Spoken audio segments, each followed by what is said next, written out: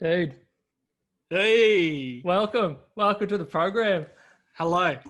Dude, let me hang on. I need to adjust the view. The way I do it is so it's like 1, 2 with the gallery. Yeah. So, dude, you got a sick mic as well. What the fuck? Bro, I'm prepped, man. I'm ready for this shit. Yeah, dude, I just got this one. It's You got to be prepped, man. If you're doing all these Zoom meetings and Microsoft Teams, you need the equipment, man. You can't be. Does this sound alright if I've got it out of frame? yeah, it does. I got mine in frame, but it's because I got a small desk set up. I don't know if that's a bad look, but No, I think yours is fine. But yours is like you're sort of looking to the side, but my laptop's right in front of me. yeah, I got my laptop on like this. Like that's my desk facing my desk. I've swiveled. I just like it like this because I've just got a white background behind me. I think it works better if I turn it. I don't know. This doesn't feel as comfortable to me. Either way, we're looking good. Dude, I already begun. We're already recording. This is it. Oh, really? This is the intro. Gee whiz. Oh, no. It is a bit warm. So, the first thing I'll grill you about, give me the scoop on, I think we weren't terribly close when you entered this phase, but you got heavily into fashion. Give me the scoop. Yep. Because I remember there's a picture, I'll pop it up for the fans of us in primary school, and you're rocking the full, what is it, the Data Fubu. tracksuit? No, it was Fubu. Data. Yeah, it was Data. The Data orange tracksuit. So it was obviously there from an early age, but it's escalated. Yeah. I've seen snaps of your wardrobe. It's pretty spicy. What's the story? You know what? I still remember that day. I remember the day that I wore that matching bright fluorescent orange tracksuit. It was some excursion, wasn't it? Grade 3, dude. We were going to Portsea or something. Yeah, I remember. Yeah. I remember someone. I can't remember who said it, but I wish I could remember. Maybe it was you even. I remember someone was like, "Oh, you never wear a matching tracksuit. It's too much." No, you don't. Yeah. You don't do that. But 2020, if you have a look on the street, matching tracksuit is the most in thing, man. I was much ahead of the curve, and it still seems to be that way to this day. No. Operating a decade ahead of the trends. Oh, 2 decades ahead of the trends. Yeah, my God, I would have been so young. Yeah, I would have been very young. Fashion. Well, I think obviously, growing up, we were into metal. And I think it actually started there because even though metalheads, a lot of them probably won't admit it, they are one of the most fashionably conscious subcultures and niche groups out there. If you look at how metalheads dressed, band tee, jeans, boots, you got your thrashes. It's almost like a uniform. I remember that. Yeah, absolutely. It was almost a quest at that age to put together the quintessential ensemble to fit in at a gig. Like if you rolled up in a white shirt, man, who's this joker? You're not cool. You're not part of the scene. Right. Get out. And everyone was constantly just trying to, out metal each other with their patched vests and how long their hair is and, how angry they look. But that was cool. Yeah, it's cool as shit. And it still is cool, it's still really cool. So I think it actually all started there, especially when I got into black metal and the black metal subculture of just super militaristic, combat boots, black jeans tucked into them, leather jacket. That was dude. Shit, Aussie Disposals taking care of your footwear Absolutely. needs. Yeah. I think they were the cheapest $60 ADF defense boot, boots that I could get. But I think, it all started there. Now, fast forwarding, I honestly don't even know when it really popped off. I can't even remember. I think it was a very gradual sort of thing. But I think what it was is I just started really starting to, find that link between how I could express myself with my, physical outward appearance. I love op shopping, and op shopping is it's still a big thing that I love to do. I obviously haven't been able to do it for months now because of everything going on. But, going to an op shop and just finding a really interesting piece of clothing that you go, oh, how can I get this? And then how can I incorporate this into an outfit, So that's been a really big thing. When you're doing that, when you go into op shops and whatnot, I know there are people that you're exclusively going to sort of like dig through all the racks to find that like some like a vintage Gucci thing that managed to find its way in a deceased estate to the op shop. Is that what you do, or are you just going purely on aesthetics? You're just looking for a look? It's interesting that you asked that, because back in the day, when I first started getting into fashion, I really wasn't familiar with brands. So for me, it was just an aesthetic thing. It was literally go in, what can I find? What looks good? I'll buy that and I'll use that. And it didn't really matter what the brand was. Like it could be like an old Target Kmart shirt that's been put into op shop. And if it works for what I've envisioned in my head, I would buy it. I think as time has gone on and I've become a bit more conscious about fashion labels and who they are and what they mean and their sort of vision and their message, I have sort of gravitated towards looking for particular pieces. I think it's also because as well, back in the day, I used to just buy so much clothes. Like I was obsessed. I would literally buy like maybe 20 pieces of new clothing every week, you know? So if you think about that, so it's a lot of clothes, right? Like too much clothes. It was just unbelievable. It was excessive. So I think I've sort of like catered down now to particular brands that I resonate with or I think are really cool. And, you know, like I love Ralph Lauren. Yeah, like Ralphie. Yeah, Ralph is cool, man. Ralph is cool as hell. You know, it sort of speaks to me in a lot of different ways. Their image and you know, their promotional shots and what they sort of say with their clothing to me just really speaks to me. You know, like I love that sort of preppy look, that preppy, you know, college, you know, Ivy League type look. That's the best shit. You know. What about footwear? Do you get into footwear as well?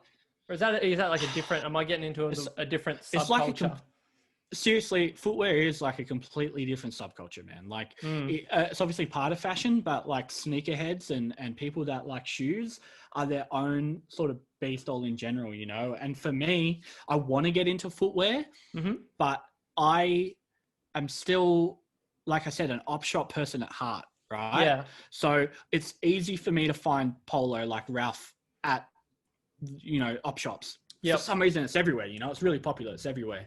So it's easy for me to create a new outfit for like under 30, 40 bucks, you know, head to toe with, you know, everything from an op shop. The thing with footwear is it's a lot harder to find good quality shoes at op shops. You know, they're usually like absolutely busted up or the good stuff. Sure. You just don't really see it as much. You know what I mean? So they're big on preservation, right? Into that.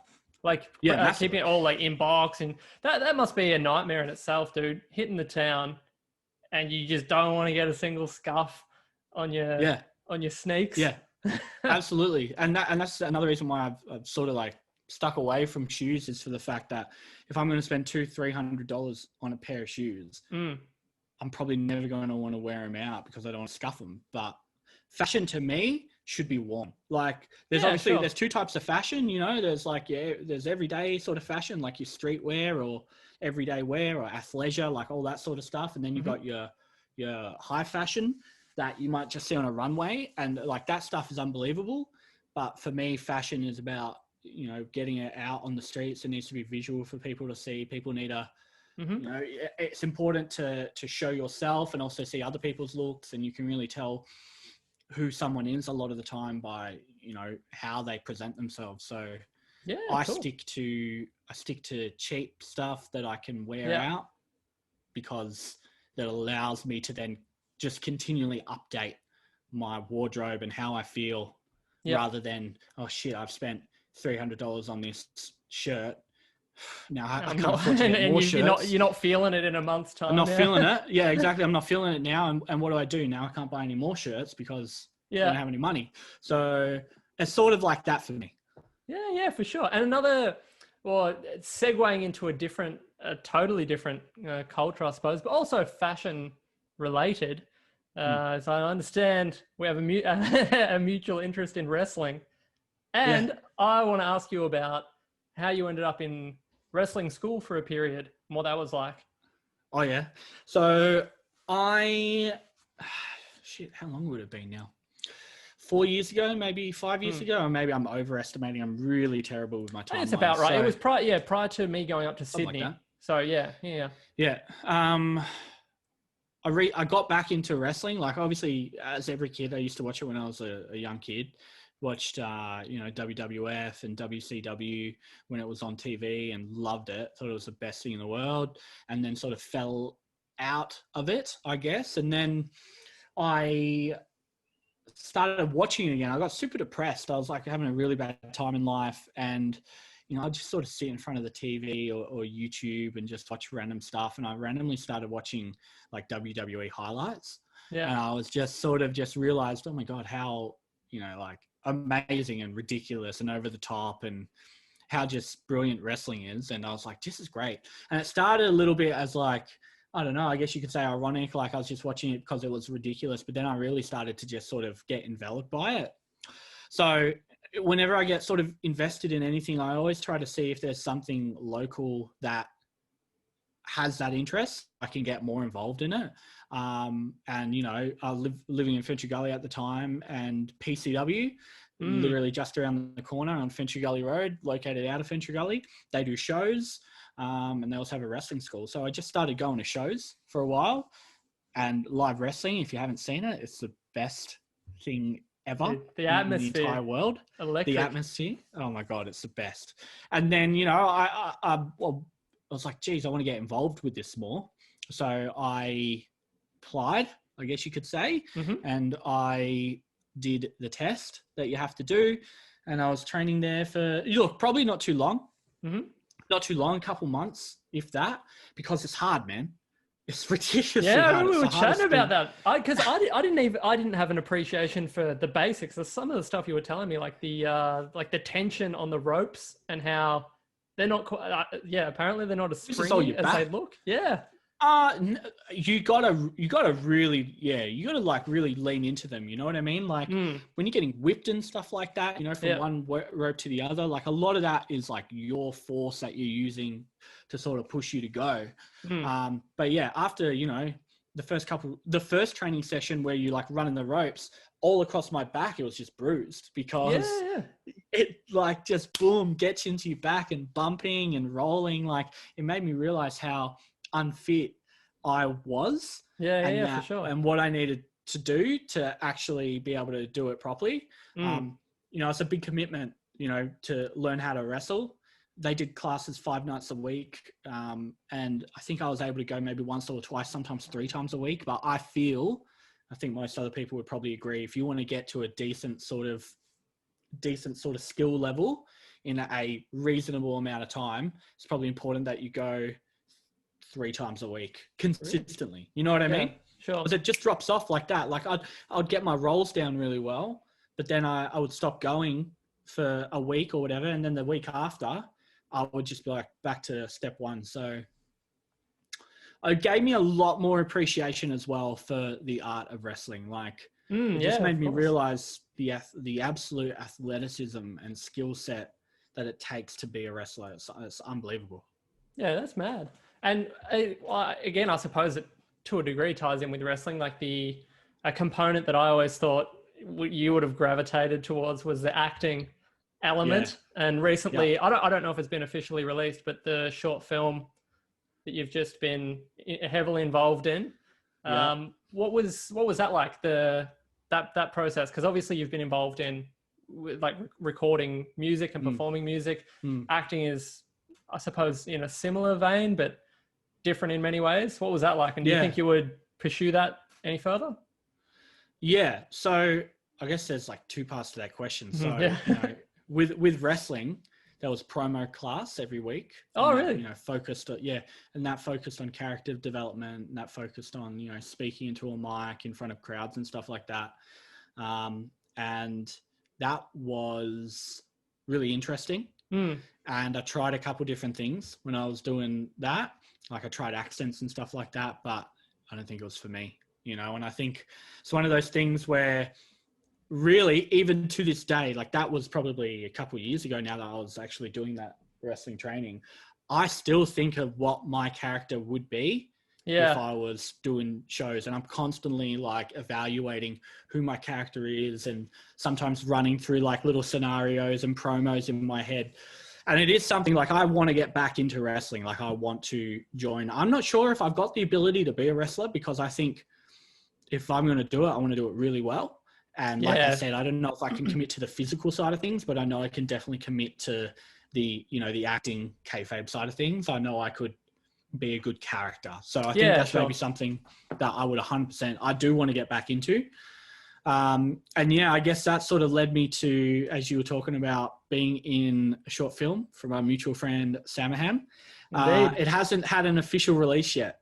Oh, okay. Yep. So it's, I think Sam's, you know, looking for some places to get it out there. Yep. But, you know, that was an amazing experience, something that I've wanted to do for a while. And it sort of, you know, it slightly scratched that itch, but if anything, it's just made me hungry to do a bit more. You know, I want to get out there and act a bit more.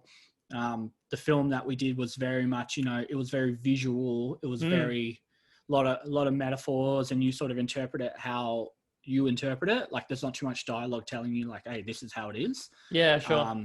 I definitely want to do something that's more dialogue intensive because I want to sort of stretch myself in that regard and see how that turns out and what that looks like too. Yeah, for sure. Mad. Well, I think this is sort of my other main thing, and I think it's an obvious one given our history together. On a sidebar, dude, we've known each other for like 20, like a fair bit over 20 years now. That's crazy. It's been a while, dude. And one of my earlier memories is in primary school. I think it may have been like grade 2 or grade 3. And we were dicking around in the playground, and you just approached Mrs. Oliver, one of our teachers, and you were like, dude, I'm just going to sing her a song. And I was like, no way. No way. As if you're just going to sing to a teacher. You just wandered up to her and sung In the End by Linkin Park. Oh, no shit. You just sung it. And I stood there and I was like, this dude has balls of steel. I probably piled into you for it and said you're an idiot. But I remember at the time I was just stunned. This dude, that was at the age where it probably wasn't until I was like 15 or 16 that I could even talk to an adult. I was always fairly introverted and shy, but you just had that sort of confidence to go in and have a dip. I don't remember that at all. Yeah, it was very, very clear in my mind. That was probably one of the moments where I was like, this dude's into it. This guy's got a bit of enthusiasm, which obviously then ended up manifesting itself in being in a band together. Yeah, for a period. So, and you've done other things prior to that as well, obviously. So, give me the scoop. What was all that like for you? The abridged version. I started as long as I've been conscious of my existence. So as long as I've sort of remember things from being young, I've always enjoyed music. Like I remember watching music videos. Probably one of my earliest memories. I probably like watching music videos on my TV or my mum's TV when we like lived in a unit somewhere in Brony. I don't even know where we lived, you know, with one of her ex-boyfriends. I just remember watching music videos and loving music and thinking, wow, this is like amazing. This is the best thing ever. I don't know when I started singing. I think I started writing lyrics before I started singing, or I started doing lyrics and little poems and stuff like that, like super early, like when I was really young, really, really young. And I remember maybe like doing like little vocal bits here and there to see how they would sound. So I think since I was young, I just sort of started making melodies and stuff. I'm not sure why, but it just sort of happened. And, you know, music just was always that number one thing growing up, and it still is in a lot of senses that number one thing. Music's very, I don't know, it's interesting, you know, like when I was really young, and you would know, and like I think everyone knows, you know, when you first experience something and like for the very first time when you're young, and it like blows your mind, you're like, oh my God, this exists. Yeah, and it just like completely changes your perspective on the world because you're young and you haven't experienced it yet, and then you see it or you hear it or you taste it, like could be food or whatever, and you go, oh my God, this completely changes everything. Yeah. I think that happened with me a lot when I was young, especially with music, like hearing different genres of music as well, like completely changed my mind, like when I first heard Korn, back in the day. That was like big period for you. Yeah, they were I was obsessed with Korn. I was obsessed with Korn's music, and I was real young, probably like in grade 4, 5. I think grade 5 maybe. Grade 5 is when I got into Korn, and then Slipknot as well. Slipknot had just, I think, released their second album maybe at that time. Like it was a long time ago, and I remember like a lot of kids at that time didn't really get loud music or heavy music. So I think you were a couple of years ahead of me as well. I remember I was just like, tone it everyone down. Fucking hated. Yeah, people fucking hated my music taste, man. They did not like it. Yeah, very confronting. Yeah, they. I remember a lot of negativity towards all of that, like heavy music, metal music, all that sort of stuff when I was young. Yeah. But it is what it is. Like kids are ignorant and they don't get what they don't understand. So whatever. And then of course, as we went into high school, and by that time I was already starting to get into like heavier stuff. Like I think I'd started hearing like death metal when I was like in year 7. Yeah. In year 7, I started hearing like death metal and black metal. That's when like Slipknot and Korn and all that got really popular. When like that whole explosion of heavy music happened, and like Slipknot were like the biggest band in the world at that point. And like everyone loved metal music and stuff. And I was just like, I was like that hardcore metal kid, that elitist back in the day. So I was like, oh my God, what do you mean? How can you like that? But that's just funny being young and having that approach to that. But I forgot what your question was, but I'm just going to keep going with this. Yeah, well, it was just general banter about the time in the music biz. Yeah, I suppose. Oh, yeah.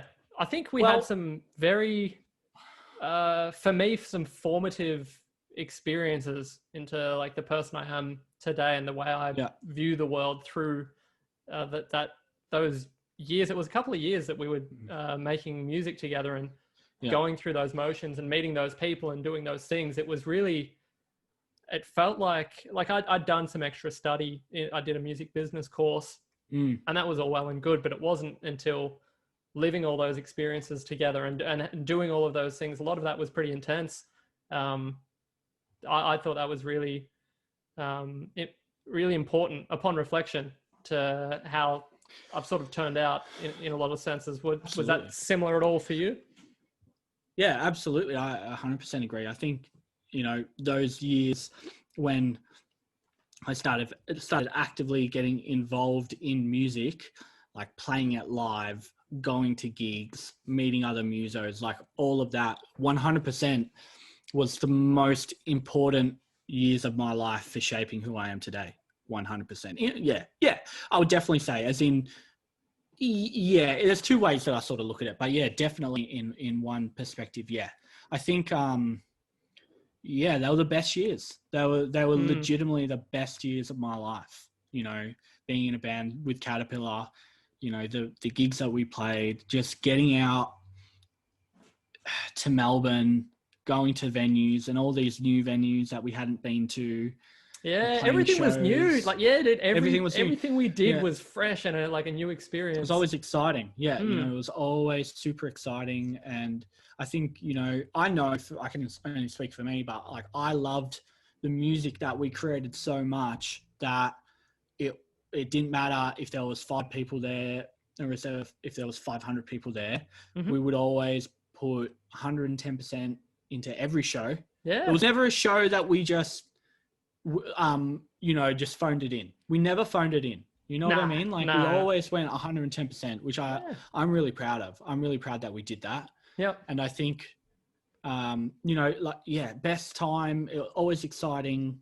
I think, it sort of plays into why today, I really love exploring new like neighborhoods and shops and areas and going down back streets because like, like playing gigs, you'd be like, oh, we're playing this gig at this place that we'd never heard of or we'd never been to. And we go, what the hell? All right, we'll play a show there. And then you're like, oh my God, this place is sick. You know, this is really cool. Do you remember when we did that? Remember we did that in Tassie? We were in our little hostel or whatever, and I was on my phone, and I was like, "Oh, dude, there's another gig happening in town." This was in Hobart, and I was like, "Oh, there's another gig happening. I would text them and see if they'll let us open.